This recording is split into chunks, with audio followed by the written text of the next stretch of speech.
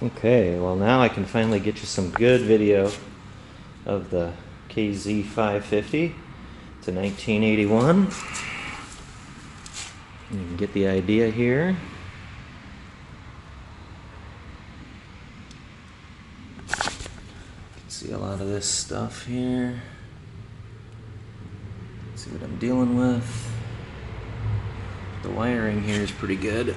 Redid the rear axles and brakes. I mean, it's looking good. This is the master cylinder that I redid. Fortunately, I got some brake fluid on it while the paint was fresh, so I'm gonna have to paint it again at some point, but I wanted to keep the original master cylinder, and so that's that jobber.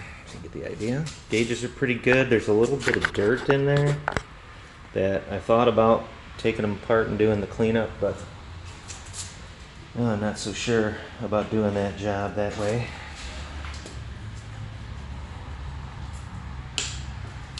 Not too crazy about taking gauges that are that old apart, but here you get an idea what the quality is, and it's pretty good, the quality here. But this here, the wiring harnesses and stuff, they're all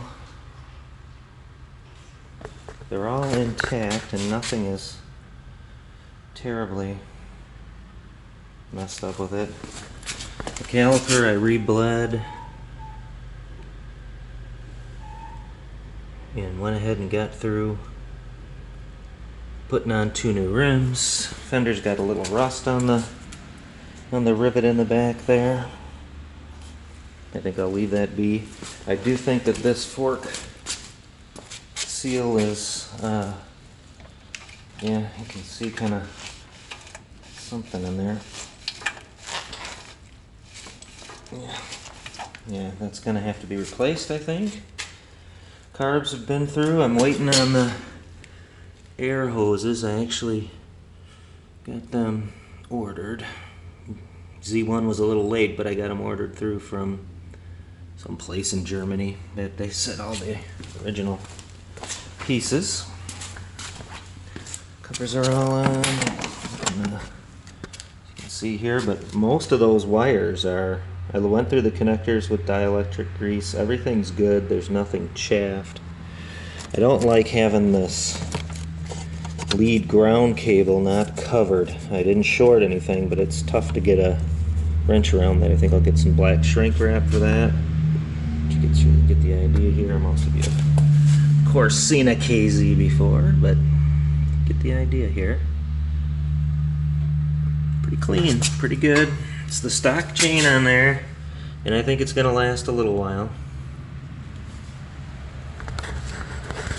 And then the electric under the cover.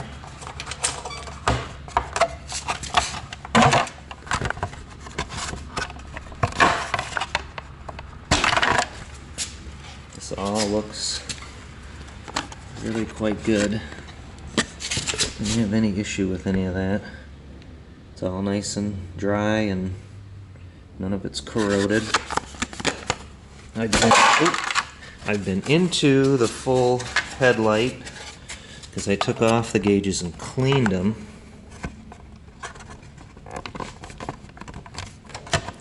And so that was done. And I'm trying to think what else. Shocks I cleaned off. Got scrubbed. The foam in there is pretty bad. They're not leaking, but they are pretty darn soft. Oil level's good though.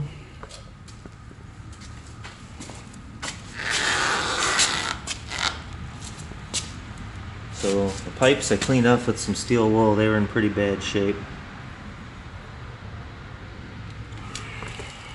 The front end was good. Headlight, like I said, I've been inside that. I retightened all of the, a little dust on it. Retightened all of the pieces there. Obviously this is not routed correctly, but I figure I had at least one more shot.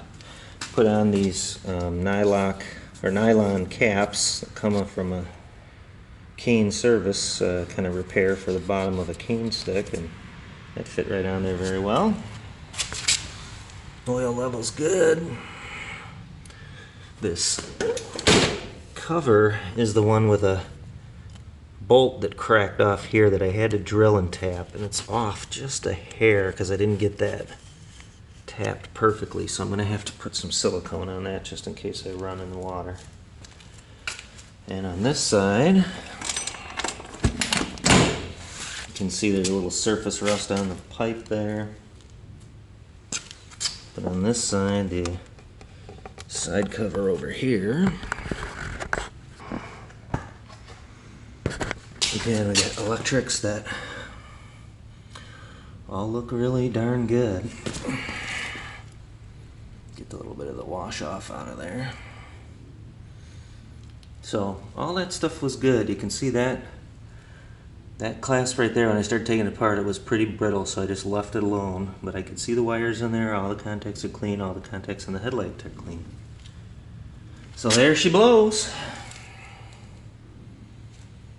I think it's gonna run here soon. I don't know if I'll get something in. It's been unseasonably warm here in the Northwoods, but we'll see what happens.